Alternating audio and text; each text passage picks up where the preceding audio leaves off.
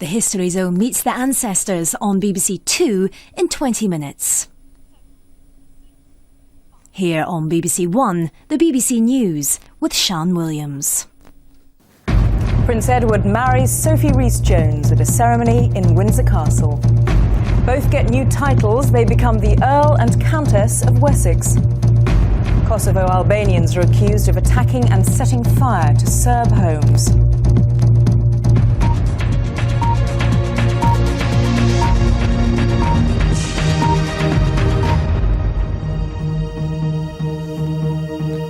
Good evening.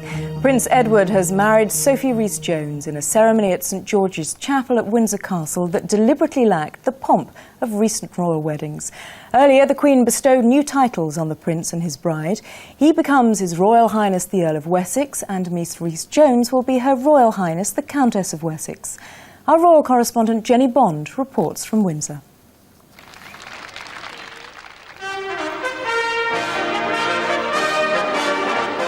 A fanfare for Sophie, specially commissioned for this, her wedding day, signalled the bride's arrival at St George's Chapel. 8,000 people were in the castle precincts to see her and get the first glimpse of her gown. An ivory silk coat dress, simply cut, but adorned with 325,000 cut glass and pearl beads. They promised that this would be a wedding with a difference, and 20 minutes earlier, the relative informality was underlined as the bridegroom, newly created Earl of Wessex, strolled down from the castle with his two supporters, or best men, Prince Charles and the Duke of York. The Queen arrived by car and, like the other guests, in an evening gown, as the couple had requested. The invitation said no hats, but she chose to wear a small headdress. Inside, the Queen Mother had already taken her place, alongside Princess Margaret, who was in a wheelchair. She's still recovering from having badly scalded her feet in a bath 3 months ago. For Sophie's father, Christopher, this was a day on which he was not only giving away his daughter in marriage, but watching her become a countess. And from Edward, there was an appreciative look as he saw his bride approach. Over the past 6 years, they've come to know the Bishop of Norwich well from their stays at Sandringham, and it was he they chose to conduct their marriage service. I, Edward Anthony Richard Louis. Take thee, Sophie Helen. Take thee, Sophie Helen. To my wedded wife. To my wedded wife. To have and to hold. To have and to hold. From this day forward. From this day forward. For better, for worse. For better, for worse. For richer, for poorer. For richer, for poorer. In sickness and in health. In sickness and in health. To love and to cherish. To love and to cherish. Till death us do part. Till death us do part. And, as she'd promised, Sophie took the traditional vow of obedience. Sophie Helen. Take thee, Edward Anthony Richard Louis. Take thee, Edward Anthony Richard Louis. To my wedded husband. To my wedded husband. To have and to hold. To have and to hold. From this day forward. From this day forward. For better, for worse. For better, for worse. For richer, for poorer. For richer, for poorer. In sickness and in health. In sickness and in health. To love, cherish and to obey. To love, cherish and obey. Till death us do part. Till death us do part. And so, with the roar of aircraft overhead and a slight struggle with the ring, Sophie Rhys-Jones, a modern career woman with a background more down-to-earth than any royal bride before her, joined the ranks of the royal family.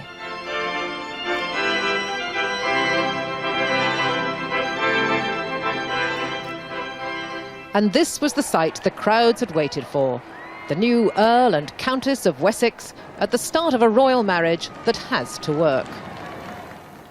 Jenny, tell us a little bit more about the new titles for Edward and Sophie. What do they mean?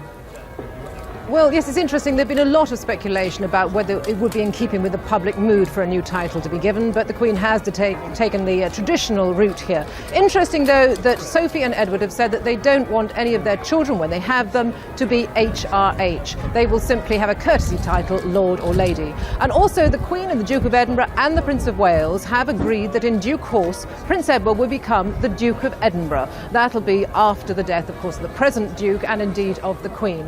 And all this, of course, course, at a time when the government is phasing out the hereditary peerage. But nevertheless, this was done, I'm told, not only with the consultation, but indeed the formal advice of the Prime Minister. Jenny Bond, thanks very much. Well, thousands of people were invited into the castle grounds to see the bride and groom, and millions watched the ceremony on television. Perseverance rewarded. After hours of waiting, a glimpse of the bride. This wasn't a vast crowd, but then this wasn't a royal wedding on the scale of previous ones. The onlookers included the tourist, the curious, and the dedicated royal watcher. It's just a big occasion. The eyes of the world are on Windsor today, and it's just good to be a part of it. I wanted to be here and get the atmosphere and, just get the sense of occasion, really. I just wanted to come to see what it's like, and it'll be in history, so I can tell my children when I grow older. Put the sound up. In Windsor, but out of touch, the well-wishers had to watch the service unfold on small TV screens. Oh, he's putting the ring on her finger. It's on. Celebrating a royal wedding, the last of the century. This one, they hope, will endure. Peter Hunt, BBC News, Windsor. The authorities in Belgrade have told Serbs who fled their homes in Kosovo to return. But there's evidence that some of their homes have been set on fire, apparently by Kosovo Albanians seeking revenge for their treatment by Serb forces. Plumes of smoke can be seen across much of the countryside near the town of Prizren. Our correspondent Clive Myrie reports. The war may be over, but Kosovo continues to burn. Today, arsonists visited at least half a dozen villages around the town of Prizren. In Mostište, as everywhere else, the houses on fire belonged to Serbs. This is what Serb civilians feared the most: revenge from ethnic Albanians in areas where both used to live side by side. Here, Kosovo Liberation Army officers have caught a man looting. 10 people were taken in for questioning about the fires. KFOR peacekeeping troops were not in the area. Do you think it's ethnic Albanians who's doing this? There are people who live here who hate the Serbs, he told me. Their hatred is boiling over. The village of Mostište has already been abandoned by its Serb population. This 16th century monastery is deserted. The church buildings have been ransacked. Belgrade's appeals to Serbs not to quit Kosovo have been ignored. It may be some time before the bells here ring again.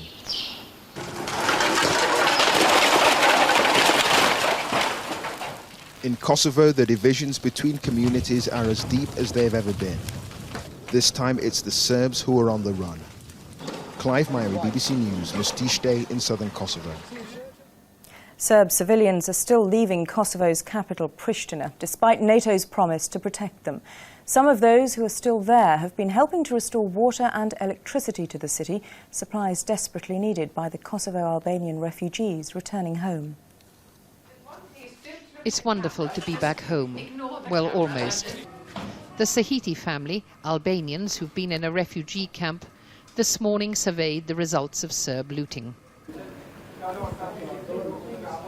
I am very... I can't explain. We are very... How can I say? Dr. Ayub Sahiti, professor of law at the university, was at least glad to find his books ignored by thieving soldiers. They want to get back to normality as quickly as possible, and they set to immediately. However, the water is off yet again.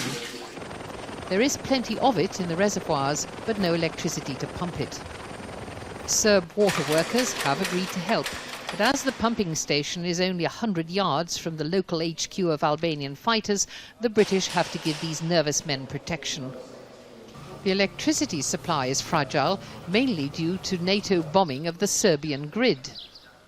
To begin to sort it out, the electricity workers today had to be shepherded to Podijevo, 6 frightened Serbs heading for a substation in an Albanian-filled town. Providing decent living conditions is not only essential, it improves people's temper and tolerance, therefore perhaps increasing the chance for peace. Peace enforced by British soldiers around pylons and by international diplomacy in Helsinki today, bringing the Russians on side to share running the airport and adding their troops to the peacekeeping effort. Kate Avey, BBC News, Pristina. 6 people have been charged with public order offences after yesterday's disturbances in the City of London. A peaceful carnival against capitalism turned violent as protesters threw missiles and damaged shops and businesses. 40 people were injured during clashes between police and demonstrators. 30,000 people are protesting outside the summit meeting of the world's largest industrial nations and Russia, calling for the abolition of third world debt. The demonstrators, including pop stars and church leaders, say the partial cancellation agreed yesterday doesn't go far enough. Ordinary folk hijacked the agenda in Cologne today, while the great and the good sweltered in their conference halls. Tens of thousands of people and a clutch of pop stars took to the streets, demanding the G8 go further than the £44 billion debt write-off announced last night.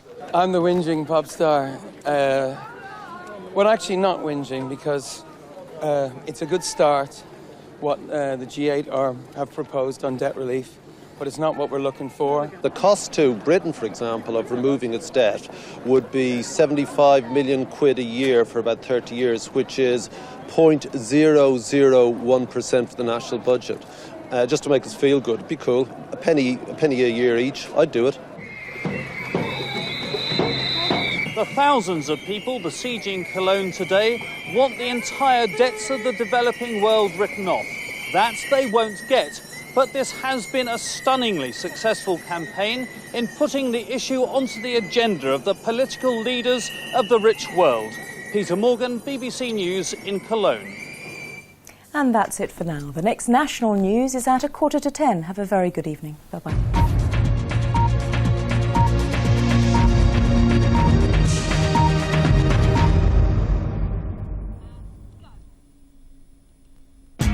Did careless talk by police officers cost the lives of 2 Northern Ireland solicitors? Panorama investigates Monday at 10 on BBC One.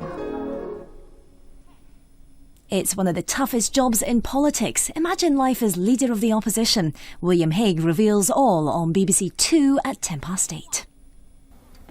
Good evening. Well, it's been a very wet day in the north of the UK. That rain is steadily pushing its way southeastwards. You can see the red colours showing up the heaviest burst there. Now, by the time we get through to lunchtime tomorrow, that rain will be on this weather front down in the far southeast of England. Now, for the moment, though, the wettest weather is going to remain across central and southern Scotland, Northern Ireland, northern England and much of Wales. To the south, though, cloudy but staying dry. Now, overnight tonight, the rain will end up in the south and the east, giving a very mild night here, temperature around 13, perhaps even 14. But behind the rain band, temperatures will dip to around 7 to 8. And then in the north and the west, we're going to see showers turning up. Now, for tomorrow morning, there's going to be plenty of showers in the north and the west. Down to the south, that rain to start the day, but it'll soon move away to be replaced by sunshine and showers. The best chance of staying dry, that's going to be in the southwest, but the northwest will have the more frequent and heavier showers, with also perhaps some thunder. Top temperatures around 20 in the south, but generally a much cooler and fresher day. Temperatures in the northwest around 12 to 14. The sun index around 4 to 7, so watch out in between those showers. But thankfully the pollen index much lower than we've seen of late. Bye-bye for now.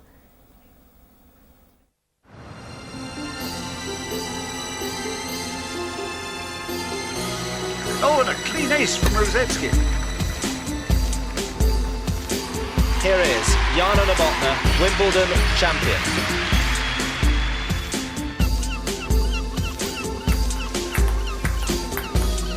Oh, I say, a superb backhand volley from Monica Seles. Sampras taking his time, looking very cool and unhurried. For 2 weeks every summer, one tournament grips the nation unlike any other. Join us on television and radio as Wimbledon comes alive with BBC Sport. Starts Monday. Kissing and canoodling on the telly, Dale Winton's got it under control. More guessing couples weed out the other half in 5 minutes. First on BBC One, your news in London and the South East with Rob Curling.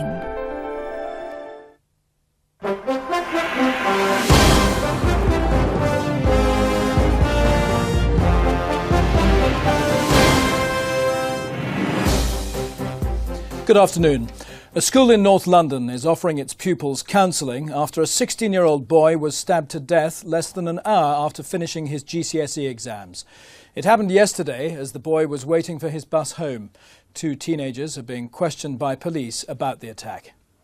The spot where Leon Henry was stabbed to death. He was waiting with friends to catch his bus home. Witnesses say a fight broke out at around 3:45 involving another pupil.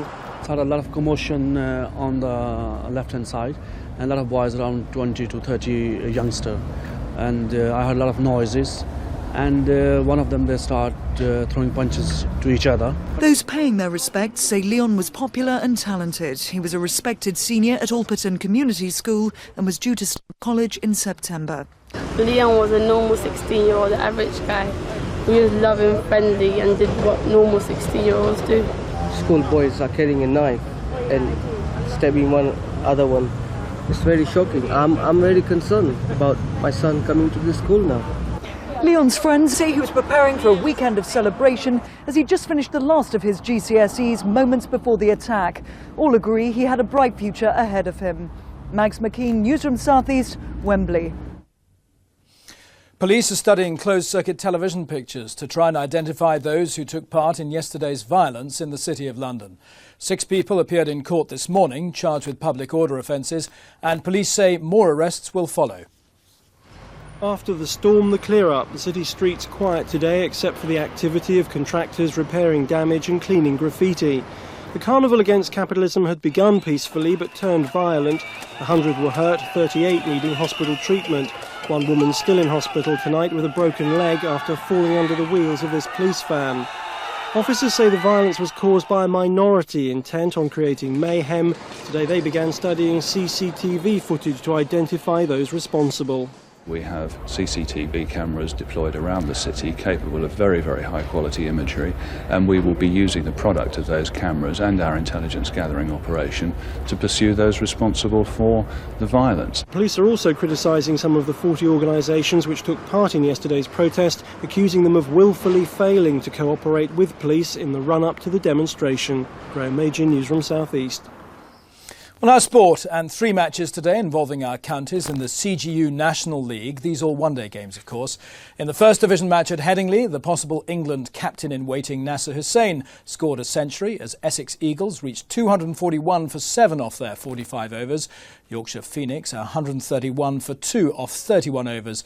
In reply, that looks like a close finish. In the Second Division at Trent Bridge, Middlesex Crusaders made 197 for 8. Nottinghamshire Outlaws 115 for 4 off 25 overs. And also in Division 2 at the Oval, Surrey Lions have slain the Glamorgan Dragons, who lasted only 17 overs. Replying to Surrey's 187 all-out, the visitors made a total of just 44.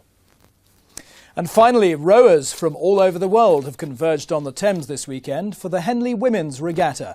With the finals tomorrow, today was given over to the heats. With the record equalling 245 entries, the Women's Regatta goes from strength to strength.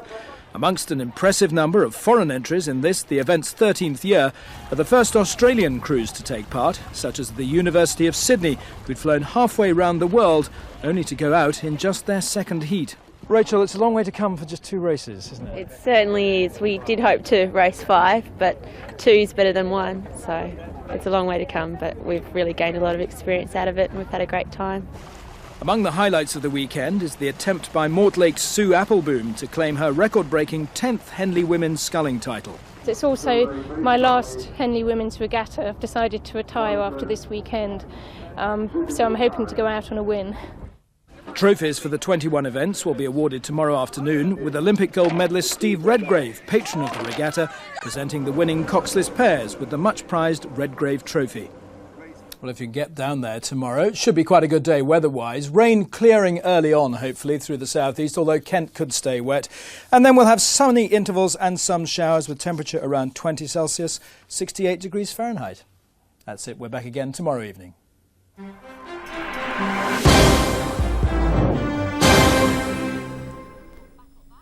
Going deep underground to reconstruct a picture of the past, the History Zone meets the ancestors on BBC Two shortly. Look, there's no two ways about it. The doctor's right. Well, you don't just go around blabbing about your personal stuff like that. And what has Pat been doing all this time then? Yeah, but it's different for women, isn't it? Well, you should have told Pat everything right from the start. What makes you think he didn't? Because he's a man, isn't he? Just one man. If you ask me, it's less of a problem down there. More of a problem up here, if you know what I mean. Well, whatever the cause, at least they're now facing it together. Yes, but for how long? Roy's really beginning to show the strain. Oh, he is. That's because he can't face up to the truth. EastEnders, everyone's talking about it. Ladies and gentlemen, the dream we all dream of. None of this screaming or knicker throwing, thank you very much. There's nothing I can say or do, just stand there looking drop dead gorgeous. You've got to save the world, you've got to save the planet. She's just so blankety blank. A brand new series of Lily Savage's Blankety Blank, next Saturday at 6:25, only on BBC One.